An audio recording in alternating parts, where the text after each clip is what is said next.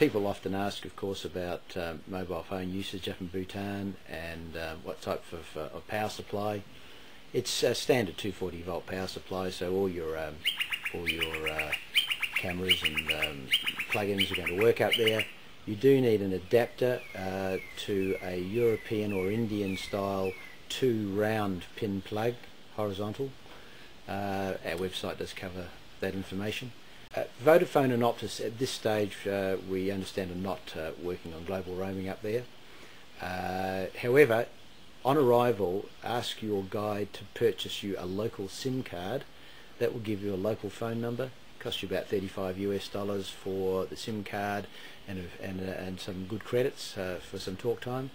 And you'll just need to SMS your new Bhutan mobile number back home, and you'll find that that'll work really well for you while you're up there. The other thing that people often ask us is, are they going to be in such a remote situation that they can't be communicated?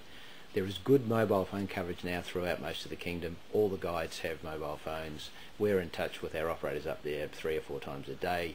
It is not hard to get a message to visitors up there or to our operators very easily. And it's that flight in and out that people really have to think about well in advance. If you want to travel in the peak season months of April, May and October, November, late September, you really need to be thinking about your dates and getting a booking in at least 9 months before travel. Otherwise you may find that your dates are going to have to change. The other months not quite so bad, but once again 3 to 6 months minimum. If you leave it to the last minute, yes, we can often get you in, but not on the day necessary that you choose. For those who don't want to fly in or can't get an air seat on a particular day, it is possible to enter and depart Bhutan now from 2 major points. One is Phuntsholing, which borders West Bengal on the southwestern side of Bhutan, and that's a really good way for people who are also perhaps travelling through the Sikkim area of India to enter Bhutan as well.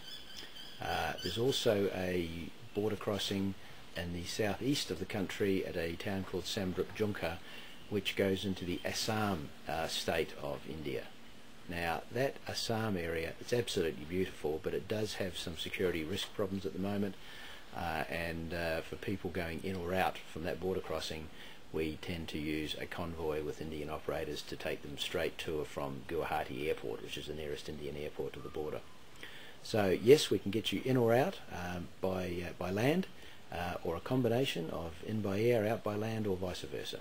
Some really excellent news we've just received this last week is finally the domestic air flights to 2 airports in central and eastern Bhutan are due to commence from March 2012, which probably means September, October 2012, but hopefully sometime next year we will see domestic air services between various points in the kingdom. That's going to allow people who've perhaps been on a visit before and only seen the western central part of the country to actually fly into the central part and continue on and do the eastern part of the country. Or it will allow people perhaps to go right across to the very far east of the country and avoid the long road journey times of crossing the border by land.